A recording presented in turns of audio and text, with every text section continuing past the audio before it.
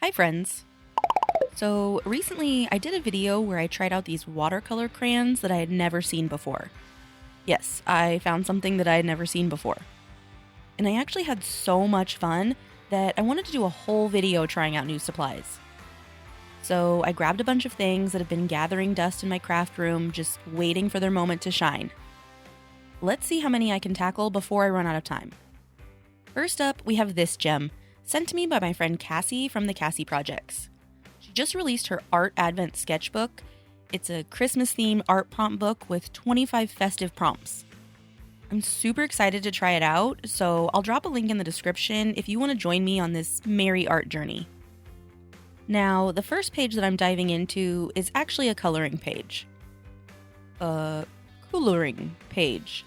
Cassie is obviously British. Anyway, to color this page, I'm going to use these Stabilo woody 3-in-1 pencils. I got these in a subscription box a while back, and I honestly didn't understand what they were or how to use them, so I just threw them in a drawer. The box says that they're a coloring pencil, a wax crayon, and a watercolor all-in-one. This set has 6 pastel-colored pencils and a sharpener. Way down in there. How am I supposed to get that out? The packaging also does have pictures of kids, and the info on the back says it's ideal for children's hands, so this might be another kid's art supply. But that's never stopped me before. I'm going to swatch all of these out on a watercolor pad and activate them. They do feel really creamy and smooth. They aren't transferring onto my fingers, but I can't tell if that's because they don't transfer or if it's just that they're too light to see. Either way, they're really pretty. Once they're activated, the color's pretty light, so I'll have to keep that in mind when I'm coloring. Now, starting off, I'm just coloring in the areas that I know for sure what color I want them to be. Sometimes coloring is actually a struggle for me more than other art because I can't decide what colors to use. I don't know if this is just a me problem, because people usually look at me like I'm crazy when I say it, but I always want the colors to look cohesive and balanced, and I overthink literally everything, so I struggle to pick out colors. So for this, I'm going in with the easiest choices first. The candy cane will be pink since it's the closest to red, and the lights will be rainbow. But obviously I didn't overthink those enough because I somehow missed an entire purple light. The penguin is going to be blue because, I don't know, I like blue penguins.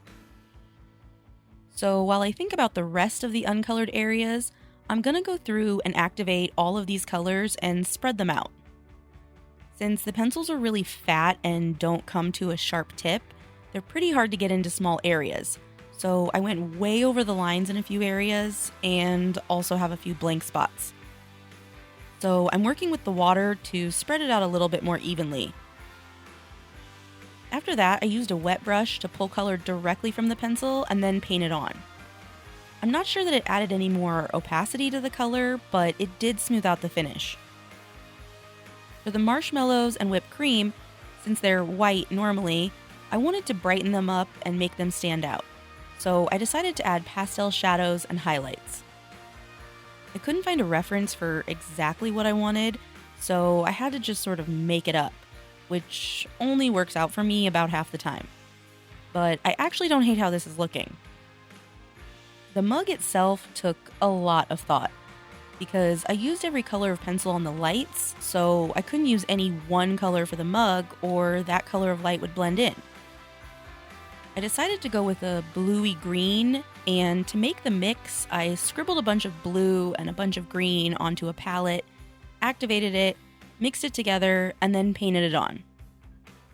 I swear I painted it on, but you can't see it at all. So that's obviously going to require some work. While I let that dry, I went back to adding more highlights and shadows around other parts. Then back to the mug. Even adding some blue and yellow areas, it was still really light, so I went over everything with a second coat. I tried out coloring with the pencil first and then activating it, I tried sharpening the pencils to get more of a point so that I could add some small details directly with the pencil, but there's a block inside the sharpener, so it won't come to a point.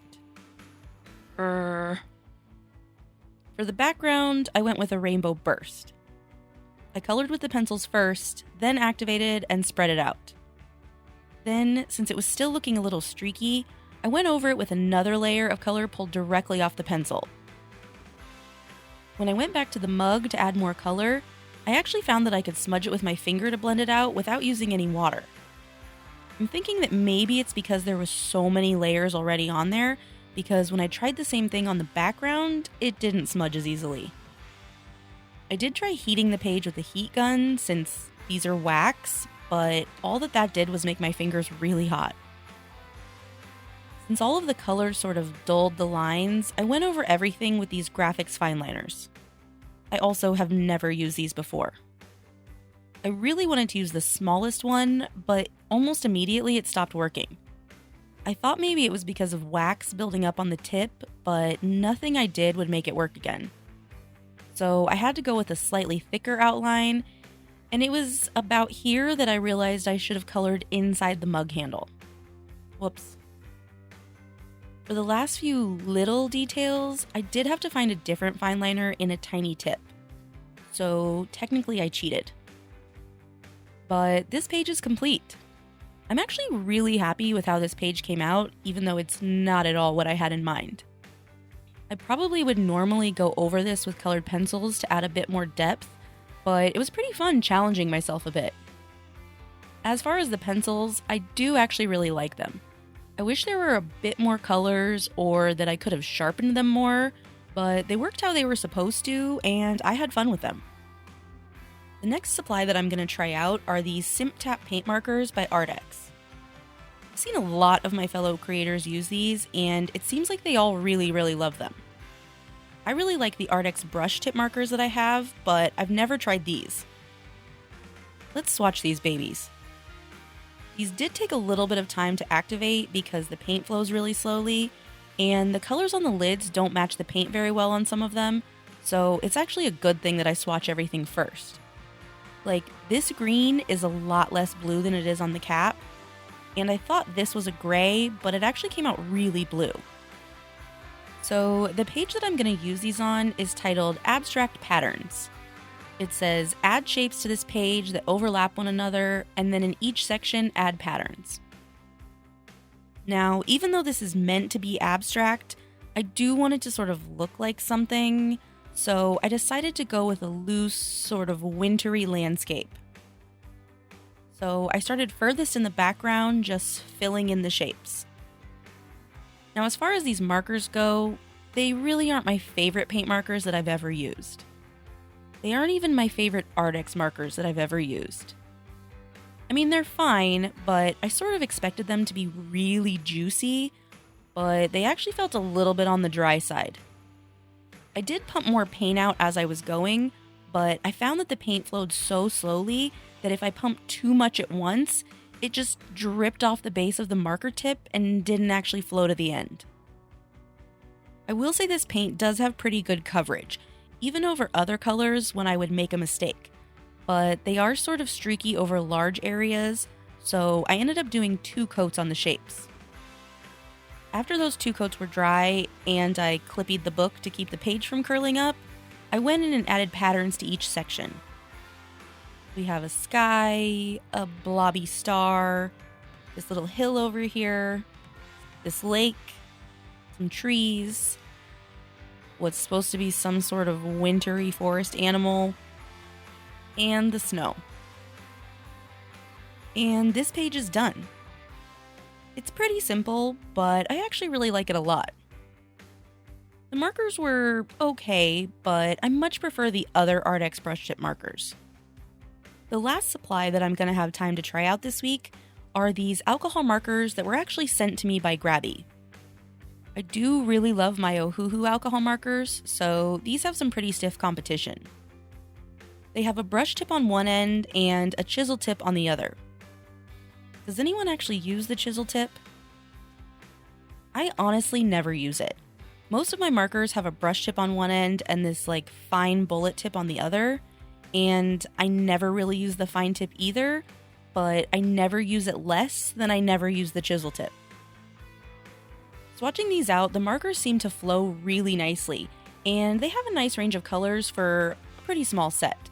But I've never understood why brands always have so many blues and greens and so few reds and oranges.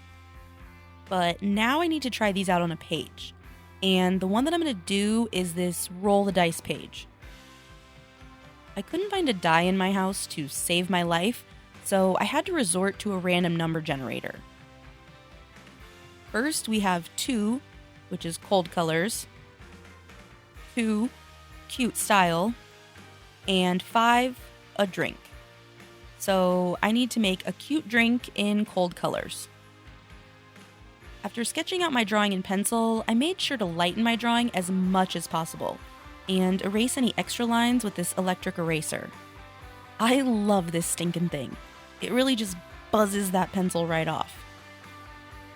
I wanted these lines as light as possible because I have a feeling that the markers will bleed a lot on this paper, and even though I do plan to outline it at the end, those outlines will probably not be where the original sketch is. So this drink is one of those cold, creamy, frappuccino style drinks. You know, the ones that are like a grown-up morning milkshake? But this one is special because it's unicorn flavored. Not that it tastes like unicorns, because we are not Harry Potter villains, but when you drink it, it makes you feel how you would feel if you saw a real unicorn. Okay, that was dumb. Just kidding, it's cotton candy flavored. These markers are really juicy, so much so that they were bleeding through to the silicone mat that was underneath the paper and pooling a little bit, making the bleeding even worse. So I tried to just barely touch the marker tip to the page. They're also bleeding and overlapping where the colors meet, so I'm trying to be very careful to not really touch the colors together. Again, I ran into the problem of white whipped cream, except that this time I did it to myself. So this time I went with gray and colored shadows.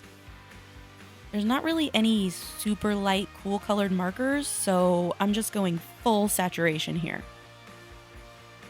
Then, to cover up those areas where the colors bled together, and to add a little bit more interest to this page, I used darker markers in each color to add shadows.